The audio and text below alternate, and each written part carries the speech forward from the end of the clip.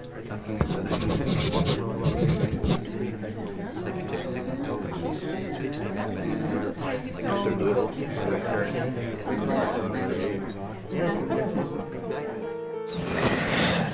morning, hello everybody. We are here in the next session of the speaker series, and now we are with Igor Calzada. In this session we are going to talk about smart cities. And in smart cities, about a very important concept in smart cities, but also very new, data. What happens with smart cities and data? Well, Igor is a professor in Oxford and works in smart cities and around Europe. Also in Spain. Igor is from ESADE, this small nation on the top of Spain. Igor, you talk a lot about devolution, and in UK people talk a lot about devolution and data and devolution. Can you enlighten us a little bit about what is that? Okay, first of all, I think that we need to distinguish between different countries. Mainly the word devolution is very common in the UK because of the structure of the state. But we can see how this is going on also in other countries like Germany, Switzerland, and other federal states, and also in Spain. So I think that the connection between data, smart city data, and devolution is going to make sense more and more because of how data is going to be distributed among cities and regions. So our hypothesis in Oxford is because with some cases like Bristol, for instance, and Glasgow, that they are the cutting-edge examples and paradigmatic cases in the UK, are the most successful cases because they've been, some extent, devolving powers to the cities and to regions and to the cities.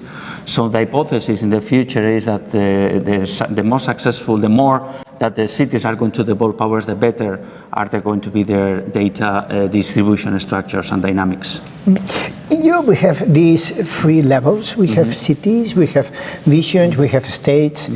Many times they fight against each other and so on. How do you see this panorama of data, this panorama of devolution? At the end it seems that Europe, it's a Europe of states. But that's the point. And I think is why data devolution is going to be a fact and an issue that is going to be in the EU agenda. Because in some extent we can see how global warming as an example, as a case, cannot be dealt by the nation states.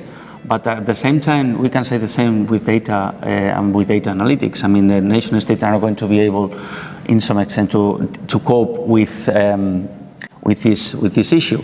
So it's why the next step, and this is the multi-level governance in the European Union, the next step directly are regions and cities. So how we are going to connect, for example, Barcelona with the other three capital cities in Catalonia, and with the rest of the network of villages and towns. And this is why the smart city region is going to be the next step for how territory is going to absorb the whole discourse of the smart cities. Sometimes in Europe you see that, you wonder that maybe all this structure of cities, visions, it's something made by the politicians, and many times you wonder, well, what's in for me? What's in for the citizen? Why is this going to impact the citizen? I mean, but it's very obvious because the so-called crisis of the apathy in democracy and politics is because the institutions are really far. I mean, the EU is very far. The Brexit was mainly because the institution was really far from the citizens in the UK. So it's why the citizens are going to be are going to perceive that they care about the institutions as long as they are going to be very close to these institutions. So it's why, once again, which are the regions, the institutions that they are closer to the citizens, they are those at the regional level and the metropolitan and urban level. So it's why this dimension, this scale of Catalonia, but some other regions in Europe, they are doing much better than those that are very, very disconnected from the nation state, from the central government. In the last months, there has been a lot of dialogue against nationalism, particularly in the south of Europe, because of Catalonia, also because of Scotland, Flanders, and other territories. Many people say, well, we don't want more countries in Europe, we have enough countries. Is this devolution process not going against this? What do you think? I mean, we are at the moment in a turning point. EU is in crisis in the last 10 years, maybe 5 years even. So there are two projects, and it's very clear: the platform from countries, from nation states, or a platform, a network of regions in Europe. So at the moment, this is the discussion. And it's not just about Catalonia, because we're in Barcelona, but for example, last week that it was the World Congress in Barcelona, there were nations, or I mean nation states, countries in the World Congress. There were Flanders, it was Quebec, it was Wallonia as well. I mean, and this is something that many people should understand. I think that we are not talking about just politics, we are talking about political geography. And some regions are nations and they wanted to demand much more powers. But some others, they don't want to do it. For example, the north of Italy, they've been a couple of referendums in the last 2 or 3 weeks, and the answer was no more devolution, but they have the chance to vote at least. I mean, the process of voting is one thing, and the outcome of having much more powers or not is the outcome itself. So they are very different things, but the point is, and I think that the EU should be able in some extent to channelize all these processes. Otherwise, it's going to be stuck. It's not going to develop even more from the structure of nation states. So I think this is quite not very natural process if we are going to stay in the way that we are. Besides all that, we also have technical problems. I mean, one of the technical problems that many city hosts, even regions, have is now it's the time for artificial intelligence, now it's the time for big data and data analytics, but they don't have the capacities, they don't have the capabilities to handle all this data.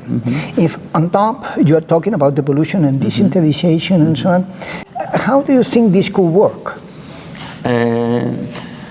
You mean the capacities to have, in some extent, I mean, to deal with the technical capacity? The technical capacity. And it's why we can provide 2 examples. And I think it's why the small unit, the small geographical units are going to be much more successful. Like small countries like Estonia, for instance, it's a leader at the moment, because they've been, in some extent, designing the whole institutional architecture based on the digital logic instead of the analogic logic. So it's why even if some kind of, even the president of the commission, Juncker, is not thinking that the small states are going to be the future project of Europe, I think that he should look at the countries like Iceland, countries like Estonia, but also countries like Luxembourg, where he is coming from. So I mean, trying to deny and trying to refuse this small scale of a small state as the perfect one, or the best, the most suitable one for Europe, I think is just avoiding reality itself. One more thing. In Europe, we always have a problem of competitiveness, productivity, a few decades, now it's called competitiveness. Is this going to help or hamper this competitiveness of Europe that is one of the main problems that we're facing? Yeah, I mean, I think that we have we should deal with between competitiveness and cohesion policy, and it's a balance in Europe, because we should strike a balance between poorer regions and wealthier regions. But I think that this is going to be, in some extent, a fair game as long as the key players, the whole key players, even small players, are going to have the chance to be in this game. Otherwise, we are going to provide one size fits all. I mean, coffee for everybody, and this is not exactly the best way to deal with the regional competitiveness. So I mean, the best way to strike a balance between the cohesion policy and the competitiveness, regional competitiveness, is trying to give the chance to emancipate regions at the European level. One last question. In this Europe that is in a point of transition, going from a centralized to decentralized, and then from a decentralized to a centralized again, maybe, what is your vision of the future of Europe? Well, I think that in some extent, there are some kind of authors and theories that they are saying that if we are going to evolve in these terms of the devolution, I mean, the countries, I mean, the member states are going to be collapsing in 5 years' time. So my vision is, I mean, the point is that the trend of how some regions and some nations in the European Union are demanding and requesting much more powers is not going to go back. I mean, it's going to be increasing. But the point is that is here, I think that the big debate, we are at the moment in a transitional moment.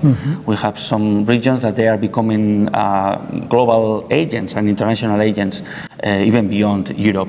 So I think that if we don't channelize these options, I think that we are going to have a we are going to have a EU for any longer, I would say, in a very dystopian way, maybe. So let's go for it. Thank you very much, and thank you very much, Igor, for all these works. Thank you. Thank you.